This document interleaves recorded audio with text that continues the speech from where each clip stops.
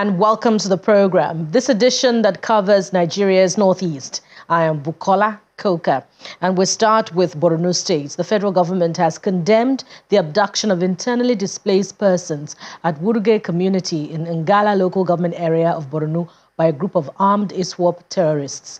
A statement signed by the Minister of Information and National Orientation, Mr. Mohammed Idris, describes the abductions as unacceptable, going against all the fundamental values of humanity. The statement notes that the government stands resolutely against any form of violence or coercion targeted at innocent civilians, especially the most vulnerable. He extended heartfelt sympathies to the families and communities affected by this distressing event. He says the president has directed security agencies to swiftly ensure the safe return of all abducted persons and the arrest of the perpetrators.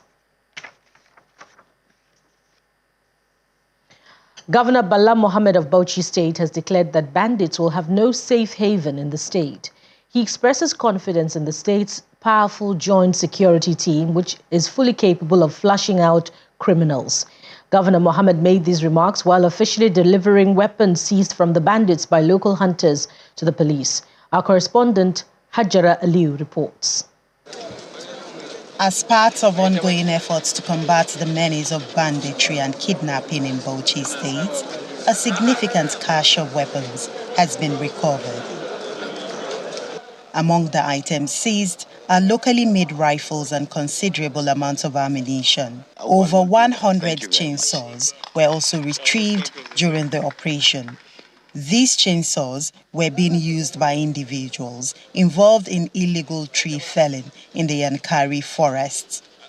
The recovery of these weapons was made possible due to the efforts of local hunters, led by the DG of Bauchi State Vigilante and local hunters, Aliyu Umaru.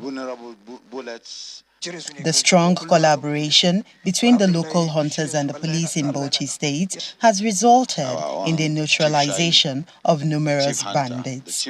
These recovered items is handed over to the state government. Governor Mohammed then passed them to the appropriate authorities, the police. During the receipt of these exhibits, the Commissioner of Police emphasizes the vital role of community policing in ensuring the safety and security of citizens. My vision for effective policing of Bauchi State will rest on active community engagement. There is no gainsaying that community policing is the cornerstone of a safer society. I am wholeheartedly committed to operationalizing community policing from a concept into an indispensable operational tool. In community engagement, the police should be visible, accessible, and responsive to the public at all times.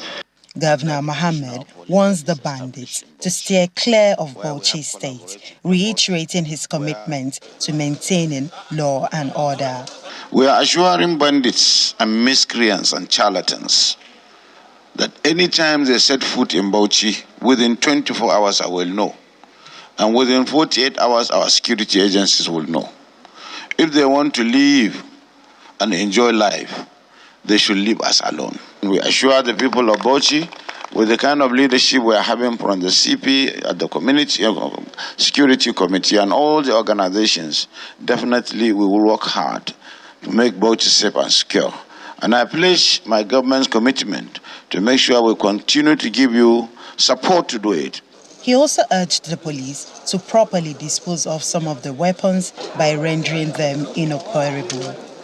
Hajara Aliyu, Channels Television News. The National Agency for the Great Green Wall has described cattle ranching as the best practice that can mitigate clashes between farmers and herders in the country. The Director General of the agency, Mr. Yusuf Meina Bukar, disclosed this at a capacity building and technical training on pilot cattle ranch, fodder farm and orchard planting in Unguru local government area of Yobe State. The National Agency for the Green Wall is in Yobe State to build the capacity of herders and farmers to embrace cattle ranching, fodder farm and orchard planting. The program, which is aimed at finding a lasting solution to the clashes between the farmers and the herders, is expected to enhance the skills and the abilities of the farmers and herders to deploy modern technologies and innovations in livestock breeding. The herders and farmers who frequently have a perennial conflict in terms of survival. Sometimes because of survival, they got out of their way to have conflicts amongst themselves. And we felt that it is right time for us to intervene by establishing a cattle ranch for that farm that will enable the herders to be positioned in one place without necessarily migrating and without necessarily encroaching into farmers' land where there will be a crisis that could not be avoided. If you look at ours is a pilot scale. We are trying to pilot it to see if it can work using our own model through our strategic action plan. So we are hopeful that this model will work, and these are the models we are going to replicate in all our 11 frontline states to ensure that, yes, the cattle breeders key into it and then see to the improvement of their livelihood. For farmers and herders, cattle ranching will boost the economy of the country if it is properly harnessed with the necessary infrastructure. If those cows can be kept in a range, well taken care of, it will go a long way in providing quite a lot of developments to the country in terms of revenue generation, in terms of creating employment, in terms of providing and consuming healthy meat, in terms of so many other economic benefits. The value chain related to the livestock is quite enormous, that if it can be tapped very well, it will transform the Nigerian economy. If government brings in the infrastructure and provides the ranches, and then you can bring them water and fodder, I believe they'll stay in one place and then they will do their business for the benefit of all of us. What you see now is because they don't have land, they don't have where to go, and then all the land is now farmers. They are farmers. You know, and they move into this place and there will be clashes. They go into, but if the government can ranch them, and then the animals become healthier and fatter, and then more business will come to them. Cattle rearers, the Fulanis, they are here in this training. I think you have heard them. So this training will show to them that they are being concerned. These people, they are being feel as though they are being neglected. That's why sometimes they don't want to cope or abide the rules of the community. This training will even bring a lot of things, a lot of advantage to our people, more especially the farmers and then the cattle rearers, because by looking at this gathering, it is a very important in the national, and more especially to the farmers and then to our local people. The scheme is expected to be replicated across 11 northern states, mostly impacted by climate change. The governor of Adamawa State, Umaru Fintiri, has flagged off the disbursement of cash grants to 10,000 micro business owners in the state, christened the Fintiri Business Wallet. Flagging off the exercise in Yola, the state capital, Governor Fintiri describes the disbursement as a significant milestone in his government's commitment to uplifting the socio-economic status of the people and foster inclusive growth across all sectors of the economy. In the face of the current economic realities and its effects on businesses, entrepreneurs in Adamawa State are being empowered with 50,000 naira each to boost their businesses, cutting across various sectors. Governor Umaru Fintiri arrives at the Mahmoud Ribadu Square, venue of the event, and is received by government officials, including the Speaker of the State Assembly, Secretary to the State Government, his Chief of Staff, and Commissioners.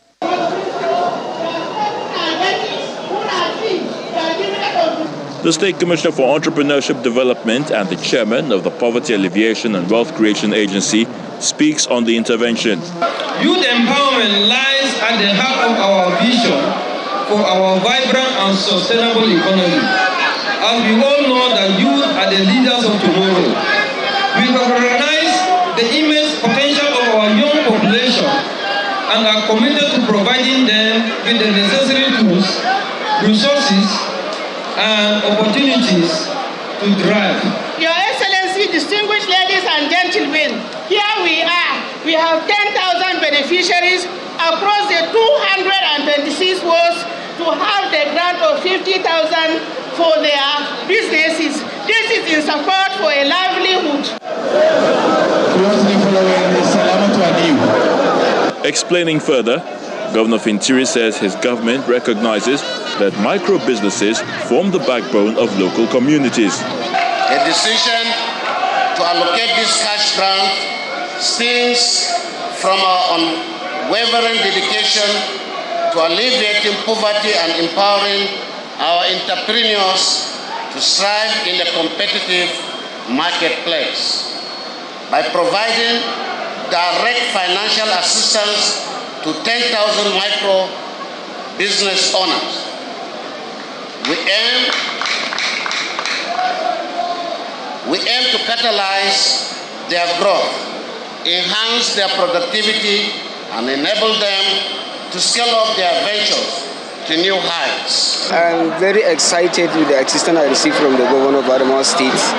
There are some challenges I'm having with my work or business due to the cash transaction I received from the governor. I will utilize it in order to boost my business. Some of the materials that I didn't have it, I used to acquire them so in order to make my business smoothly. This event is one in a series of efforts by the state government to cushion the effects of the harsh economy. The second phase will be held in May, with another 10,000 businesses expected to benefit.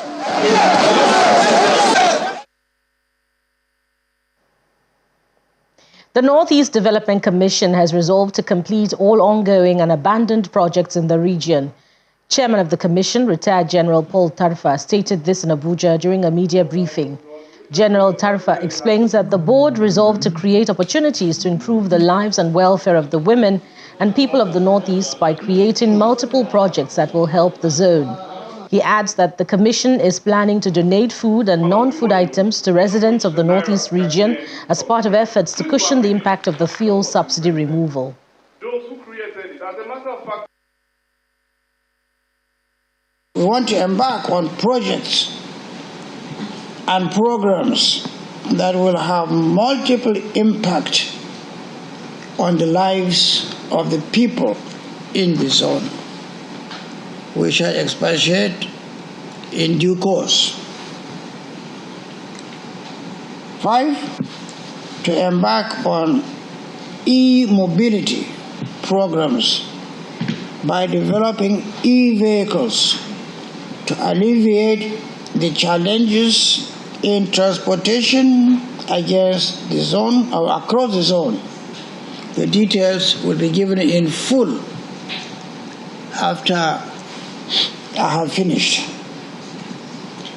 6, to continue focus on projects that will open up closed sectors, enhance socio-economic activities across, access to markets and bolster security within the Northeast and environs. Finally,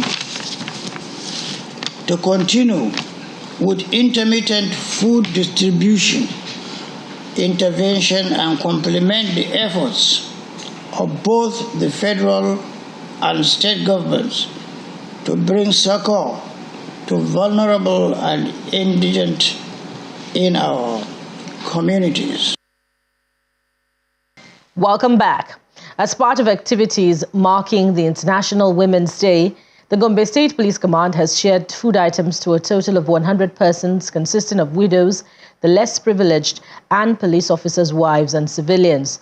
The event, which took place at the command headquarters of the state, was marked by singing and dancing to celebrate the uncommon gesture. We are gathered here. It's the month of celebration for women. And for the police command in Gombe State, this means catering to the needs of widows of police officers and other vulnerable groups. In Gombe State. That is why this gesture was initiated by the President's Police Officers' Wives Association, Mrs. Elizabeth Egbetokun.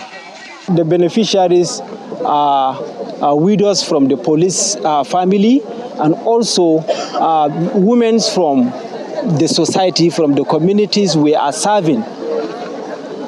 From the community we are serving, we selected some of the beneficiaries from them, those who are less privileged, so that they can benefit and truly believe that the police are also feeling their pains when it comes to hardship and looking for a way to support them so that they will remove their mindset from committing any form of crime.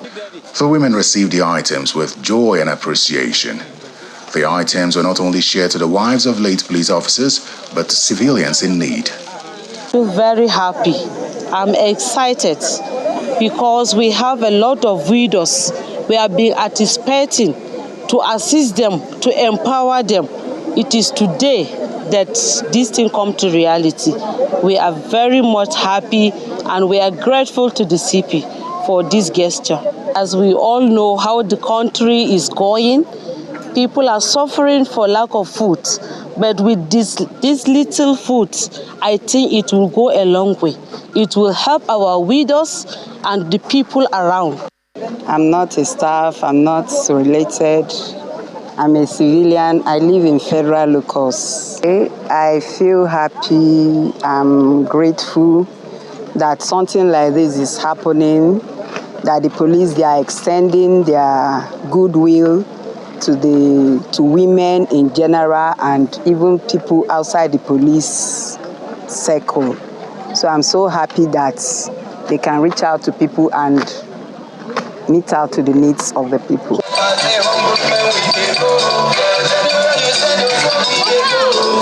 The police command promises to sustain the humanitarian gesture and bring smiles to the faces of vulnerable groups in the state, not only on Women's Day, but as often as it can.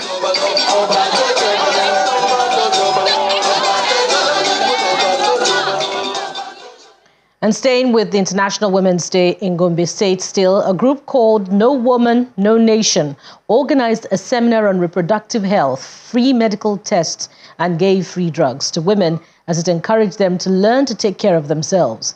The event was a way of giving back to society and helping the women to become better versions of themselves. Meanwhile, the Commissioner for Women Affairs and Social Welfare held a press conference and took gifts to Gombe Main Correctional Center and the State Specialist Hospital to touch lives and bring smiles to the sick and incarcerated. The International Day for Women in Gombe State began with a seminar on women's reproductive health and free medical tests organized by a group called No Woman, No Nation. While celebrating the day in high spirits, women thank Governor Inuwa Yahaya for investing in women by including them in the state's governance process. They equally commend the governor for setting up the state contributory healthcare scheme and primary healthcare centers in all 114 wards of Gombe State, which have positively impacted women's reproductive health. We have a lot of programs like AIDS, there are grains the other day we distributed for women, the less privileged, and we have scholarships that His Excellency has given some female that in respect of girls' child education. Her Excellency too, she's on it. So we have a lot of inclusion. We have like the Go Health, which is first of its kind, and we have to give kudos to our he for she governor, Alhaji Muhammadu Inuwa Yahaya, for inventing the Go Health. Go Health is absolutely for women. But it's not all what the government is doing, as women are encouraged to take their health and well-being more seriously. I've taught them about alternative medicine, which is naturopathy, osteopathy, homeopathy, so that they can use a natural way of living healthy without falling sick. Because without health, you cannot enjoy your money. And we are here to train them on exercise. You know, without exercise, there's no supplement, there's no food, there's no vitamins that you take that will work in your system. In the meantime, the Ministry of Women Affairs and Social Welfare holds a press conference to highlight significant gains recorded in women and children welfare. I would like to commend the effort of His Excellency, the Executive Governor of Gombe State, Alhaji Muhammadu Inuwa Yahaya Damaji Ngombe, on his tireless work to see the passage of VAP law and Child Protection Acts in the state, and he has assented it. Apart from giving women equal opportunity in the state, such as women empowerment, equal representation in politics, education. The celebration by the No Woman, No Nation group culminates with a visit to the Correctional Center and Gombe State Specialist Hospital, where the Commissioner for Women Affairs and Social Welfare shared items to inmates and patients. The Taraba State government says it has fully implemented the 35% affirmative action formulated by the National Gender Policy in 2006, which provides for the allocation of 35% of all appointments to women. The Secretary to the State Government, Mr. Gebon Kataps, disclosed this at an event to mark this year's International Women's Day. Mr. Kataps adds that the state is out to ensure equity and in line with the National Gender Policy.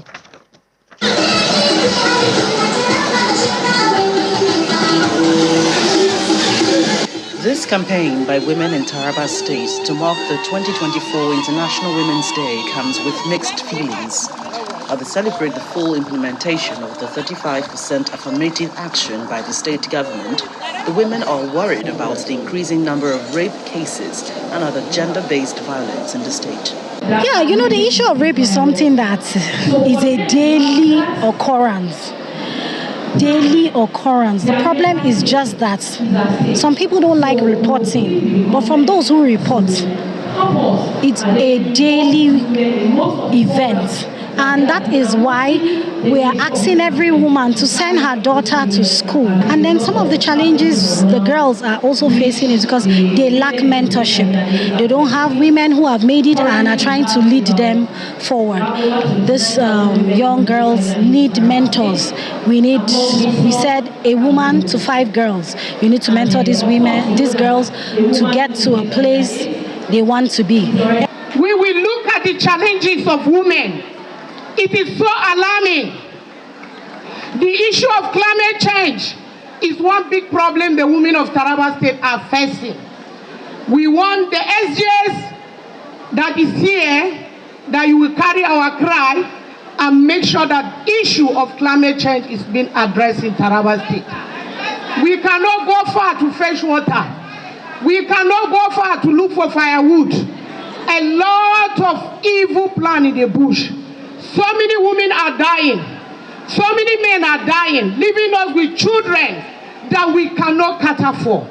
We pray that God will address this issue in Taraba State. Please, shall we take the wife of the state governor, Anyin Kefes, who was represented by the State Commissioner for Women Affairs and Child Development at the occasion, appreciated the governor for his doggedness in making 9 out of his 23 commissioners women, a proof, she says, confirms his zeal for inclusiveness. The wife of the governor stressed that issues of marginalization against women will soon be a thing of the past to allow women fulfill their potentials in the state. The women I have seen here today have shown us that we are ready for more, and together we can make a positive change. As we honor the spirit of inclusion, let us reaffirm our commitment to amplifying the voices of all women in Taraba and the world at large, especially those who have been marginalized. Let us create space where every woman, regardless of background, regardless of circumstance, to feel valued, respected, and empowered to fulfill her potentials.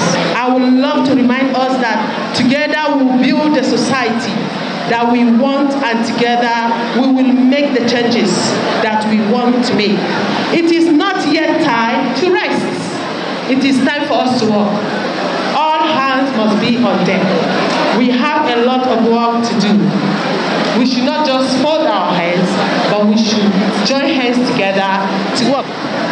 Just as a 35% affirmative action is already in place, the state government says it is also looking forward to implementing equity in public office appointments. The governor is a talk and do governor. He promised he was going to carry women along. He promised he was going to carry the youth along. And I tell you today proudly that in the whole of the 19 states of the north, it is only Taraba that has 7 women in its cabinet. And I can assure you, more are going to come in subsequent appointments. If you look at the recent appointment we did for Christian Pilgrims Welfare Board, in the history of Taraba State, we've never had women more than one. But this time we had 3 women out of a committee of 11 in the Christian Pilgrims Welfare Board. That is an indication that more will still come, and this governor is willing to carry the women and the youth along. We are enrolling them into SMEs. The Ministry of Social Welfare and Cooperatives is coming up with a robust program where we are going to have packages for women to be independent of their husbands, independent of government, have something to do to take care of their immediate families. The women gave their own assurances that they will continue to inspire the girl child to fight for the cause of women to accelerate progress through education. And that sums it up on the program and ends this week's edition. Join us again same time next week. We'll bring you another round of edition covering different parts of Nigeria. I am Bukola Koka.